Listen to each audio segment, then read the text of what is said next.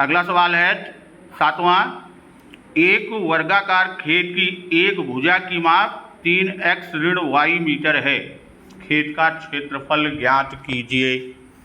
वर्गाकार खेत का क्षेत्रफल कैसा होता है? वर्गाकार खेत का क्षेत्रफल का सूत्र, पहली चीज तो ये बताओ वर्गाकार खेत कैसे होता है।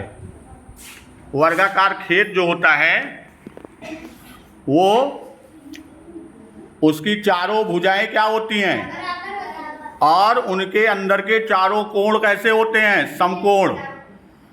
वो क्षेत्र क्या कहलाता है?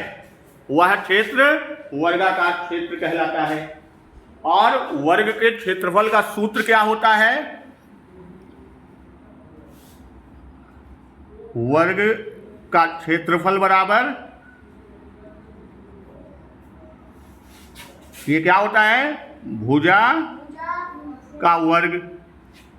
वर्ग का क्षेत्रफल क्या होता है?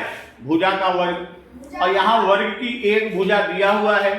वर्ग की भुजा कितना दिया है? 3x ऋण y मीटर। वर्ग की एक भुजा का मान दिया गया है 3x ऋण y मीटर। तो अब यहां जो सूत्र है हमारा वर्ग का क्षेत्रफल, भुजा का वर्ग, यहां हम क्या करेंगे? यहां भुजा के स्थान पर मान रख देंगे।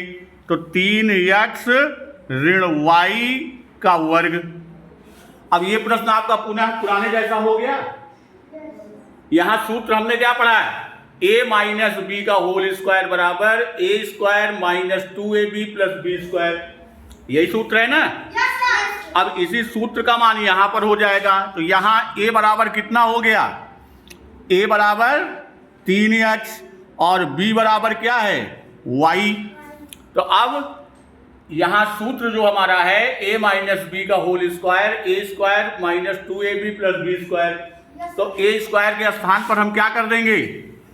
a स्क्वायर के स्थान पर 3x का स्क्वायर ऋण 3x का स्क्वायर ऋण 2ab है। तो 2 गुणे a का मान कितना है? 3x, b का मान कितना है? y, और धन b स्क्वायर, b का मान y है तो y स्क्वायर। ये मान हमने रख दिया। अब इसको और खोल दीजिए। ये क्या हो गया? तीनों का अलग अलग। इसके लिए सूत्र बताया था ना कि यदि a गुणे b की घात 2 है तो ये क्या हो जाता है? ये a की घात 2 गुणे b की घात 2। ये घातांक में हमने बताया था। तो वही चीज यहां पे हो जाएगा कि 3x स्क्वायर है तो 3 का भी वर्ग होगा और x का भी वर्ग होगा। ऋण ये गुणा हो जाएगा 3 दूना 6, 6xy और ये धन y स्क्वायर। ये आपका मान आ गया। और इसको आप और सॉल्व कर दीजिए। 3 का वर्ग कितना होता है? 9। तो 9x स्क्वायर ऋण 6xy धन y स्क्वायर, इतना वर्ग मीटर। तो आपका वर्ग का क्षेत्रफल कितना आ गया? 9x स्क्वायर ऋण 6xy धन y स्क्वायर। अब इस तरह का दूसरा सवाल लगा लोगे।